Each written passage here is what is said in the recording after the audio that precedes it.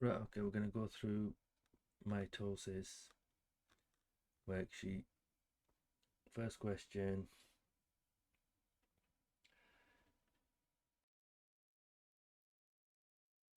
Right, look at P. Let's get that. It's the fallopian tube. Fallopian tube. Or it's called the oviduct. Right, that's that bit there. So what happens is the egg is released here and it travels that way. And then it embeds in the uterus. So Q, where is Q? Right, that's the ovary. That's where the eggs are released.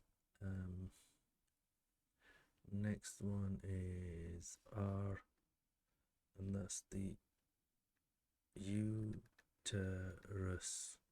or the womb. And last but not least, that's the passage where the baby will leave, and it's the vagina. You've got to know these keywords. Okay, let's go to question 2, these graphs.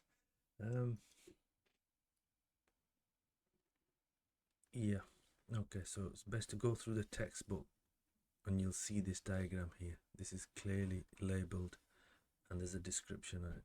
So they're saying on the graph indicate using the letter O the day when ovulation is most likely to occur. So where's the estrogen peak? From here to here. So we can label that O. Next one, the letter M when the menstruation is likely to start. So it'll be M from start until estrogen line levels at start of cycle. It's this bit here, I think. That would be M.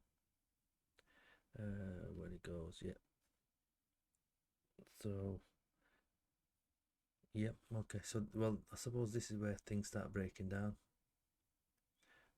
The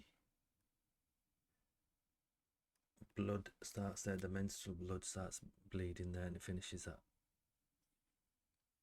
the bottom of here. So M from start until estrogen line levels at the start of cycle. From where progesterone peaks to the end of the cycle. Right. Yeah, so it's peaked here. So as it starts going down and it maps up with this from there to there, that's when you get the breakdown and the bleeding. Okay, describe the changes that take place in structure R.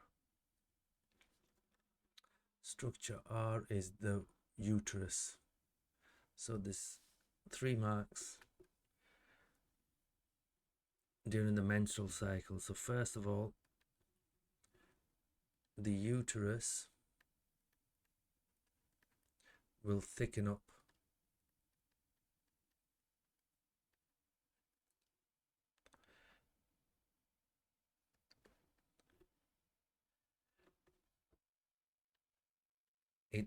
It maintains the thickness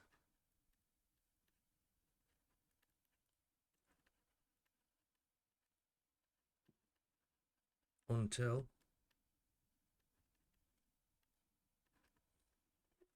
it maintains the thickness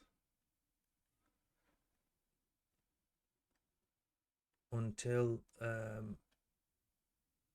the end of the just before the menstruation begins. So it maintains the thickness until end of cycle. That's where it and then breaks down.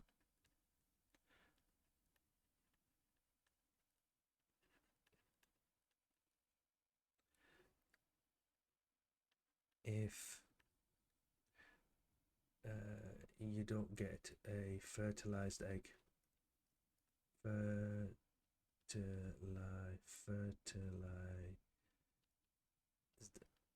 egg.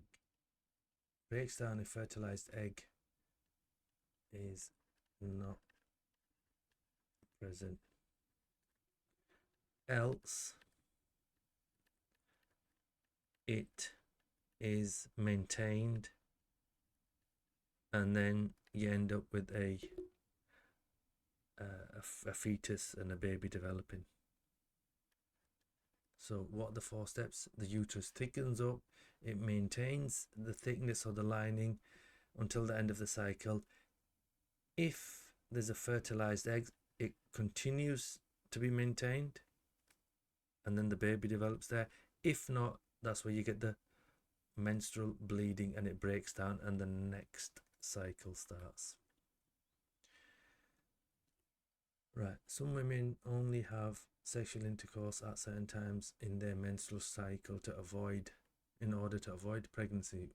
Explain why this may not be a reliable method of birth control. So there's 2 marks. Right.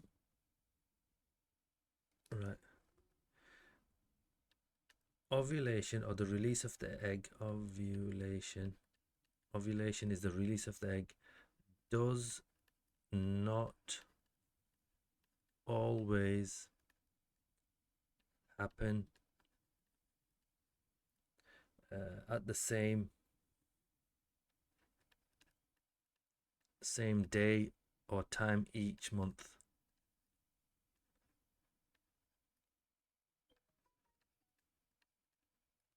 Right, so you can't say, oh, the egg's being released on day 15, so I'll avoid sexual intercourse so then I won't get pregnant. Because if it's earlier or later, then, and also you've got sperm can survive in the body.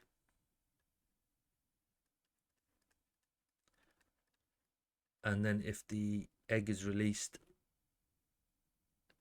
after the sperm's in the body, you could get pregnancy. Or if it's released, if the egg is released before and then the sperm arrives after, thinking that, oh, the egg's gone. It's more the first chance.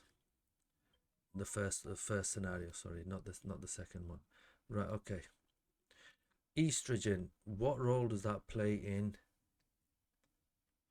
puberty? Estrogen.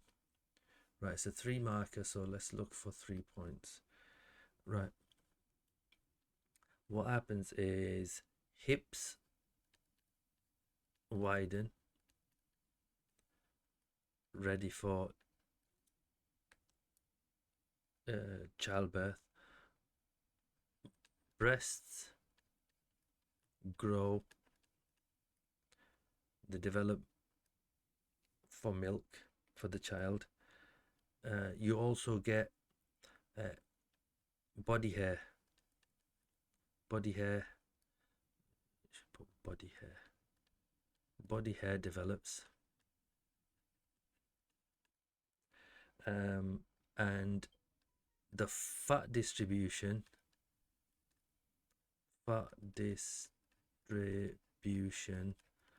on females, it changes. Fat distribution changes. The menstrual cycles start. Menstrual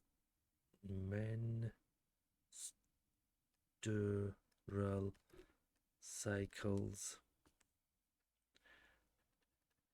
start, and these are called secondary sexual, they've underlined this word, sexual characteristics. So for IGCSE, if you pick any one of these, you'll get your 3 marks. Right, let's keep going. The sex of a baby is determined by chromosomes it inherits from its parents. So let me just go down here. So this is mum and this is dad. So we're going to do Punnett square. Mum has only got an X chromosome and an X chromosome. Dad has got an X chromosome and a Y chromosome. So if dad gives an X and mum can only give an X, you're going to end up with X, X. Same here. X from mum, X from dad. So these two will be baby girls. Now, let's stick to that. Right, okay. So if mum gives X and dad gives Y, you're going to end up with XY. Mum gives X, dad gives Y, you're going to end up with XY. These two here will be boys and these will be girls. So you can say the father determines the sex of the baby, or the gender of the baby, sex of the baby. Okay, so it's good to know this. So this is where you get 50% chance of the baby being either a boy or a girl. Right, describe how self-division, meiosis and mitosis. Okay, there's a table for that. There's 4 marks. So let's try to figure this one out.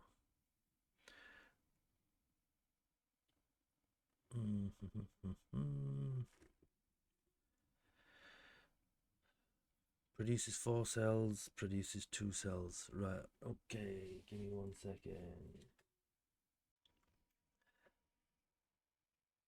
Okay, mitosis. So let's look at it from the point of mitosis.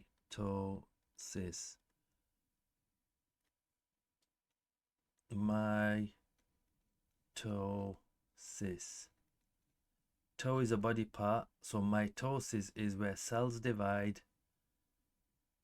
for, well, body cells divide. Body cells divide. The somatic cells divide. And then the other one will be me, I, O, and then cis. Meiosis will be gametes or sex cells.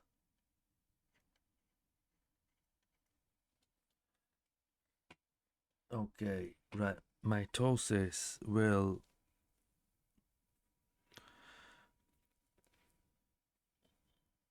have one division.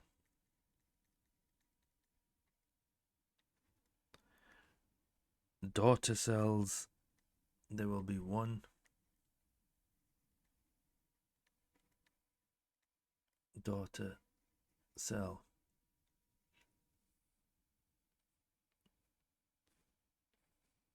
No, one division, 2 daughter cells. Let me, my God, what am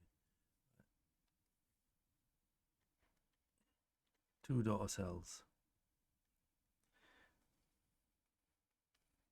Daughter cells will be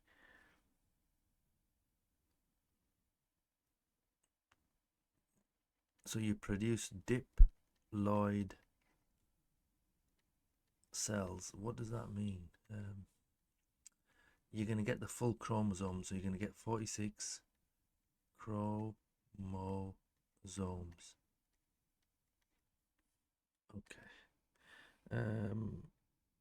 Last one. The daughter cells